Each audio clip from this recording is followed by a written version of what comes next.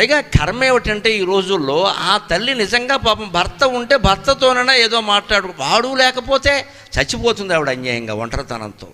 భార్య లేకపోతే భర్త పరిస్థితి ఏమిటండి? 60 ఏళ్ళు 70 ఏళ్ళు వచ్చాక భార్య పోతే అంతకంటే పెద్ద దౌర్భాగ్యం ఇంకోటి లేదండి మగాడికి. ముఖ్యంగా ఆర్థికమైన లోటు లేకపోతే ఆడవాళ్ళకి ఏదో నడిచిపోతుందండి. ఎందుకంటే వాళ్ళ కాఫీ వాళ్ళు కాచుకుంటారు, ఇంత ఉడకేసుకుంటారు. మా మగాళ్ళ బతుకులు ఏంటంటే అన్నిటికీ ఆడవాళ్ళ మీద ఆధారపడతాం. మాది పూర్వతరం, బాగా చేసేవాళ్ళే దొరికారు మా అదృష్టం కొద్దీ, మమ్మల్ని చేయనివ్వరు వాళ్ళు.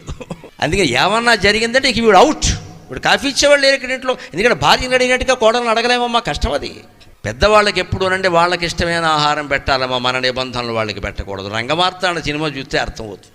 అందులో ప్రకాష్ రాజు కోడలు, మీకు డైట్ ఫుడ్ తెచ్చాను పొద్దున్నే, ఏదో పెద్ద కాస్త మనుషులు తినే ఫుడ్ పెట్టమ్మా అని చెబుతాడు. ఎందుకని ఆ ముసలాడు వాళ్ళకి 70 ఏళ్ళు 80 ఏళ్ళు ఉన్న వాడికి ఏదో పొద్దున్నే పులిహార తినాలని ఉంటుంది, పెసరట్టు తినాలి, ఉప్మా. నువ్వు వాడికి ఆరోగ్య సూత్రాలు చెబుతావు ఇక్కడ.